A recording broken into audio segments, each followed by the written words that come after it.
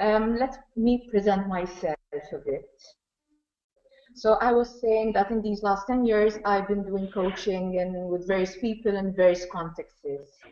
And I've been working with various people and in various spheres, with people I like to refer to as agents of change, because we are all agents of change, both in a clinical, organizational, and even educational context, both in therapy, but even when you're working with organizations, the idea is to create change. My latest project, in fact, involves working with two groups of educational leaders, okay, like school heads, principals, etc., okay, to render them effective and efficient agents of change. In fact, I want to thank my Italian educational leaders that they're next to me, thank you very much, and even my Maltese educational leaders that are following this web conference. Thanks, guys.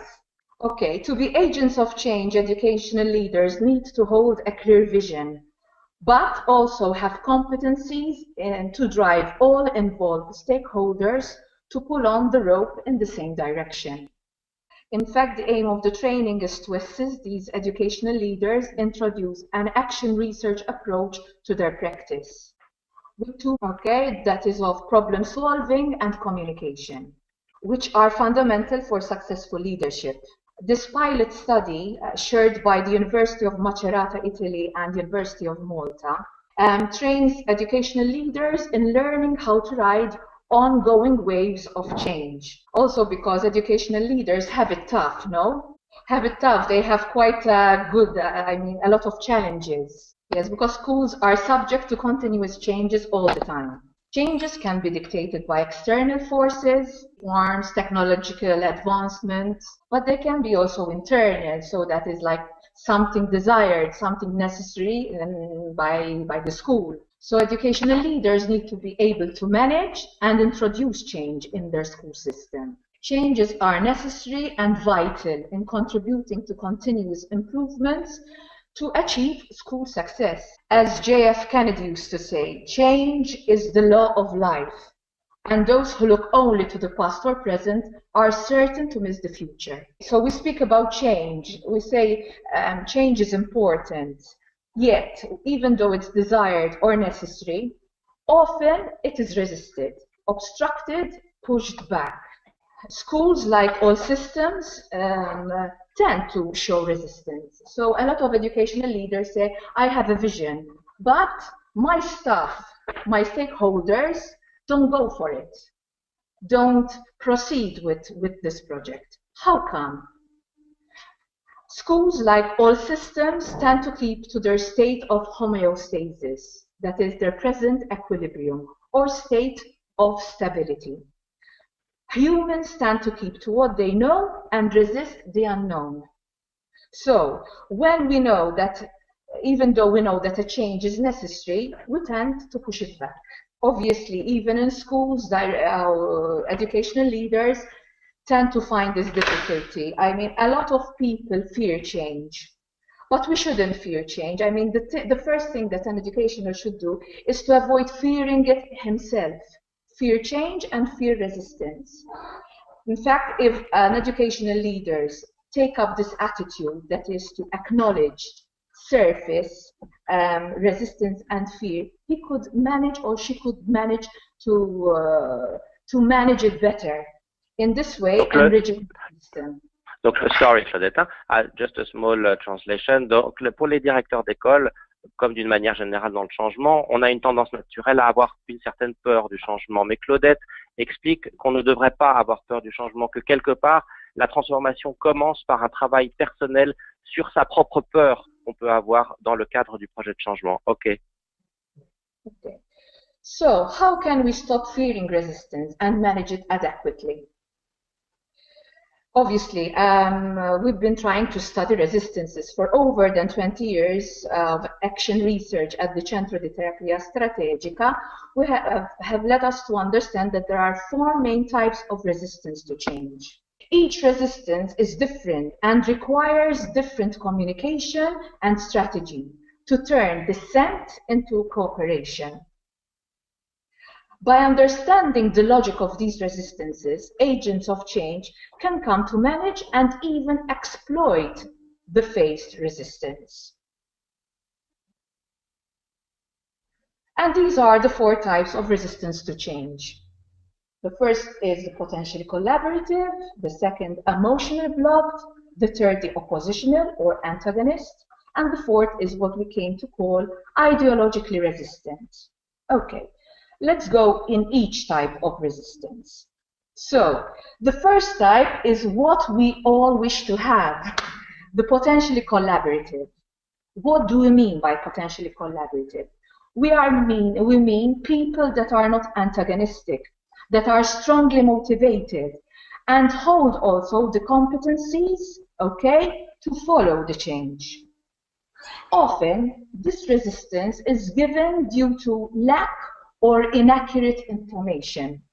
So, individuals might resist change because they do not have a clear picture of the desired goal. So, when an educational leader or all sorts of leaders want to improve their work, okay, they have to first themselves have a clear objective, a clear vision. And this is the first thing, that a good educational leader or leader needs to have a clear vision, well defined, so that he then can share with the rest of the group. Moreover, the ability of an educational leader is also to translate this vision into a step-by-step action plan, okay, which he can share with significant others. When an educational leader holds a clear, reachable vision, and this is very important, it has to be reachable, tangible, okay, and has a well-defined roadmap, okay, it's easier for him to tag along the rest of the team. And when we say team in a school, we're speaking about staff, we're speaking about students, we're speaking about even parents, and even the community. So there's plenty to do. Okay, in this way, okay, it's easier to convince others to join in this adventure. Okay, but it's important that an educational leader gives sufficient information. Often people don't go along because they don't know how to go about it. So it's very important to break down the action plan into small, practical steps. Okay, we like to say to go slow, give one step at a time.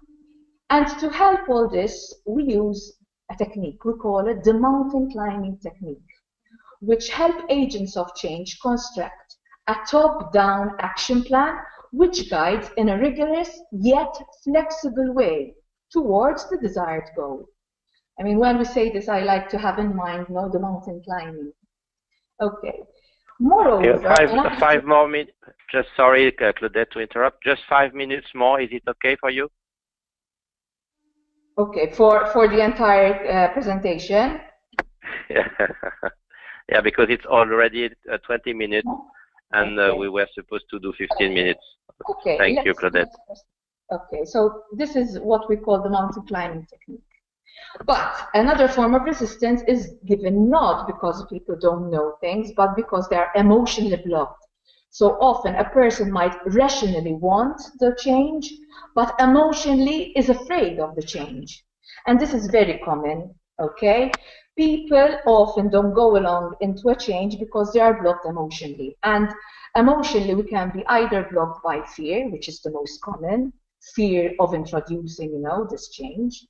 We might even be blocked because of a previous experience, an experience that have either created a pain or anger. So often, when we are faced with this type of blockage, we have to acknowledge this type of sensation. So if it's pain, it's very important that we give it space. If it's anger, it's also important to acknowledge it and give it space. When we have fear-based resistance, it's very important to render the situation pleasurable. So often, when we try, for example, to introduce a change, like for example, technology, no? This is something that educational leaders have to face, introduce technology in their system. If they manage to introduce technology in a fun way, in a step-by-step way, it's easier that the staff will go along with it. So we use what we call the strategy to sail the sea unknown to the sky.